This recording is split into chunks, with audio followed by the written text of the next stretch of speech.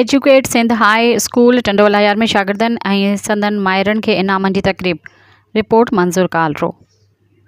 Educate Sindh high school Mastoi colony Tando Allahyar जे पास थियल शागिर्दनि ऐं शागिर्दियाणियुनि में संदनि माहिरनि सां उस्तादनि जी गॾियल मीटिंग बाद सवालनि जवाबनि जी बैठक खां पोइ पास थियल बहितरीन नंबरनि सां पास थियल शागिर्दनि ऐं शागिर्दियाणियुनि खे इनामनि ऐं सर्टिफिकेट सां नवाज़े संदनि हिमत अफ़ज़ाई कई वई। नाव सां गॾु माउ जी अज़मत खे मान ॾींदे उन्हनि खे बि इनाम तोहफ़ा पेश कया विया जेके पंहिंजनि ॿारनि खे तालीम जे ज़ेवर सां सिंगारण तरफ़ ख़ुसूसी तवजा ॾियनि थियूं। हिन तक़रीब में स्कूल जो बानीकार प्रोफेसर गुल मोहम्मद मस्तोई तरफ़ां शागिर्दनि ऐं संदनि माइटनि ख़ासि तौरु माहिरनि खे सलाम पेश कयो वियो जिन पंहिंजे ॿारनि खे तालीम तरफ़ ख़ासि ध्यानु ॾिनो आहे।